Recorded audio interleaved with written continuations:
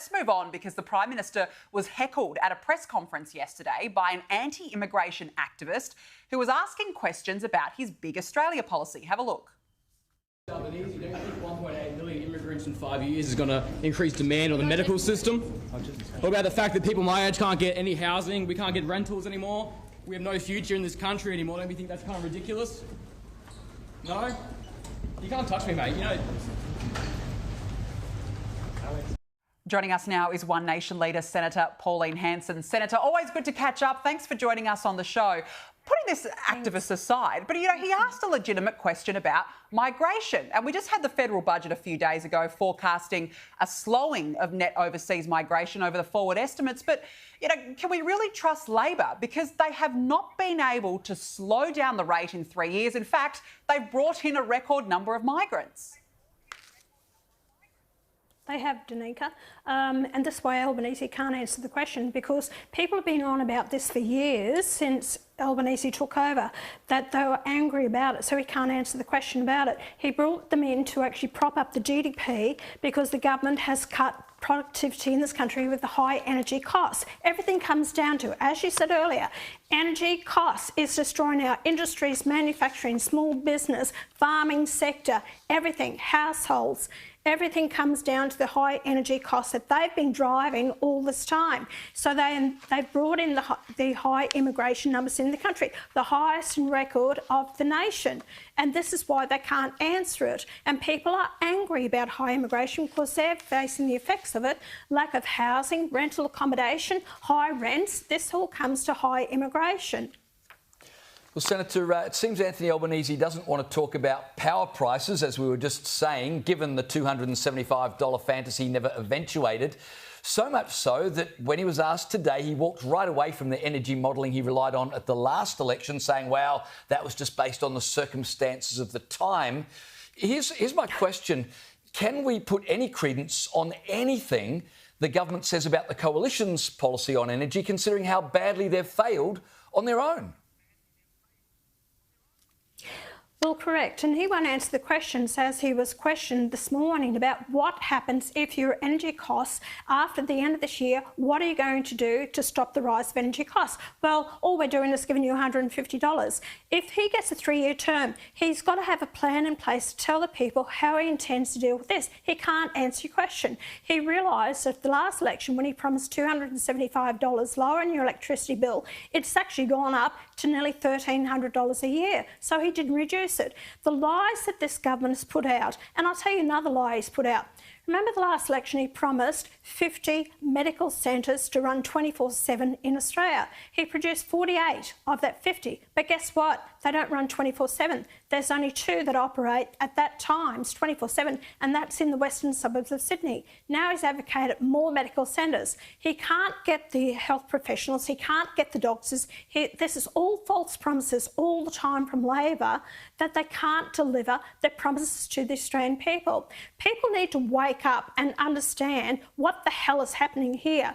These are false promises, the same old rhetoric that gets you in because most people don't take an interest, don't know what the hell's going on, don't watch politics, don't understand. But, it sounds good to me. Oh, what about the $5 a week? Yeah, it's a tax cut. That's all they put out. It's a tax cut. It's not more than that, $5 a week. So people need to really switch on, understand the false promises, the misleading information they are going to give you, and look at what is best for the country.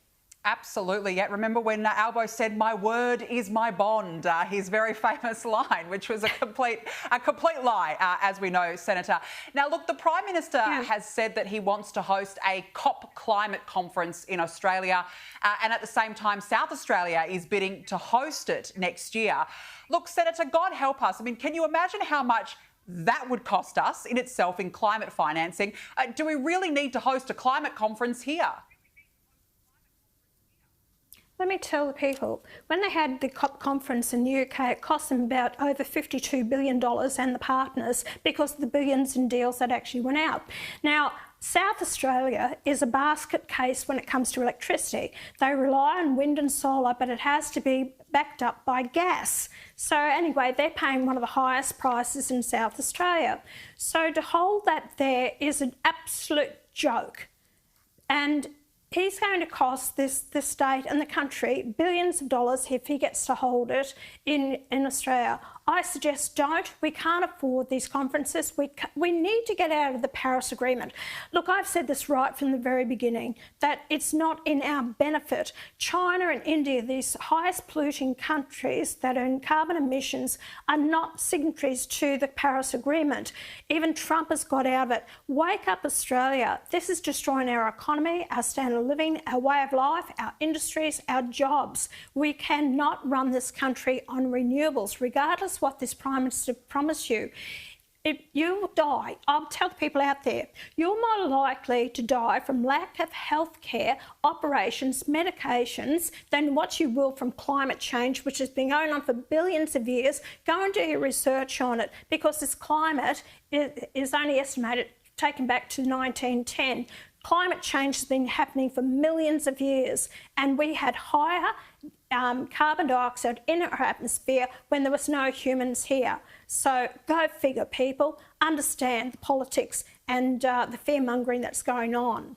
Senator, we wish you all the best in the upcoming election. The latest news poll shows One Nation's vote is down by 1 percentage point. How much of that has got to do with Clive Palmer? Look, I don't think Clive Palmer is any part in this election, because Clive Palmer comes in the last minute to actually put up his hand to run an election. I've put the years into this. I've put my policies forward, and actually I question that, because I get a lot of support when I'm out in the public, and actually the coalition picking up a lot of my policies, One Nation's policies. I've been ahead on a lot of issues. What I raised, people go and look at my 1996 maiden speech on the floor of Parliament. I raised a lot of issues that every one of them has been addressed or have been debated, of what I saw, what's going to happen in the future. So, you know, there's a lot of things that I bring to the table. One Nation will be the only party that will fight for the Australian people to get common sense policies without fear or favour to any major political party. So that's what the people can rely on, One Nation. So we need to get the senators into the Senate, more people elected to the Senate under the banner of One Nation, to hold both the major political parties to account and get good policy for the future generations. Well, Senator Pauline Hanson, we really appreciate your time tonight. Thank you.